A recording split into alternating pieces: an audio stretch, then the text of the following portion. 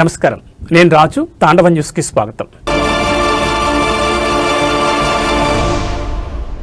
పిఠాపురం పట్టణంలోని మహారాజా కోట ఆవరణలో రైతులు ప్రజల అవసరాల కోసం ఏర్పాటు చేసిన రైతు బజార్ గత 13 సంవత్సరాలుగా నిరుపయోగంగా ఉంటూ అసాంఘిక కార్యక్రమాలకు అడ్డాగా కుక్కలు పందులకు ఆవాసంగా మారిందని పిఠాపురం అఖిలపక్ష నాయకులు ఆవేదన వ్యక్తం చేశారు. పిఠాపురం అఖిలపక్ష నాయకులు మన ఊరు మన బాధ్యత స్వచ్ఛంద సేవా సంస్థ అధ్యక్ష కార్యదర్శులు కొండేపూడి శంకర్రావు, అల్లవరపు నగేష్ కలిసి నిరుపయోగంగా ఉన్న రైతు బజార్ను పరిశీలించారు. పిఠాపురం నియోజకవర్గంలో ఉన్న రైతులు తాము పండించిన కాయగూరలు ఆకుకూరల పంటంతా మొదట్లో ఈ రైతు బజార్ తెచ్చి విక్రయించేవారని అన్నారు. అయితే రాను రాను అధికారులు ఇక్కడ సౌకర్యాలు కల్పించక పట్టించుకోకుండా వదిలివేయడంతో నిరుపయోగంగా మారిందన్నారు.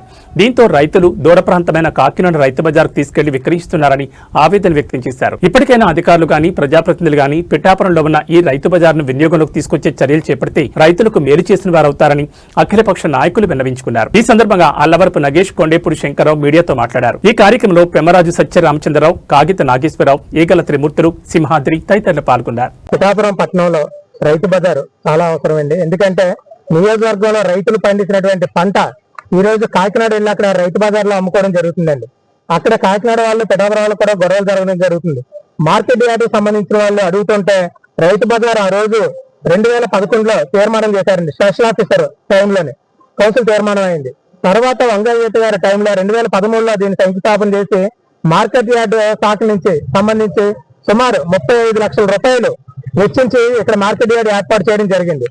దాన్ని ఎస్ఎస్ఎన్ వర్మ గారు 2015 4వ నెల 6వ తారీఖుని చంద్రరాజప్ప గారు, హోమ్ మినిస్టర్ అయినటువంటి చంద్రరాజప్ప గారి చేతుల మీదుగా దీన్ని ప్రారంభించడం జరిగింది. మళ్ళీ ఇప్పుడు మన పిఠాపురానికి హోమ్ మినిస్టర్, మన డిప్యూటీ సీఎం అయినటువంటి మన పవన్ కళ్యాణ్ గారు వచ్చారు కాబట్టి దీన్ని పునఃప్రారంభించాలని చెప్పి అఖిలపక్షం తరఫున మేము అందరూ కూడా డిమాండ్ చేస్తున్నాం.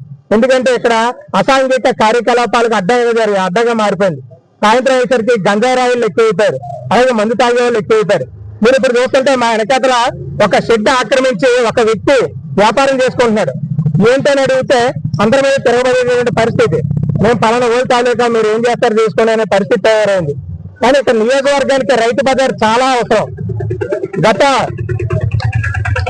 జీవో ప్రకారం అక్కడ కోర్టు, ఇక్కడ ఉన్నటువంటి లేఅవుట్ లో ఉన్నటువంటి కొంతమంది దీన్ని కోర్టు చేయడం జరిగిందండి.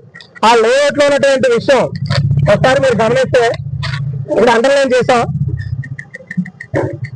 అంటే పబ్లిక్ ఉపయోగపడే విధంగా వాళ్ళు లేఅవుట్ లోనే జీవో ప్రకారం public purpose like parks, play grounds, schools are extra, అంటే ప్రజలకు ఉపయోగపడేది ఏదైనా సరే కట్టొచ్చు అని చెప్పి జీవో ప్రకారం ఉంది.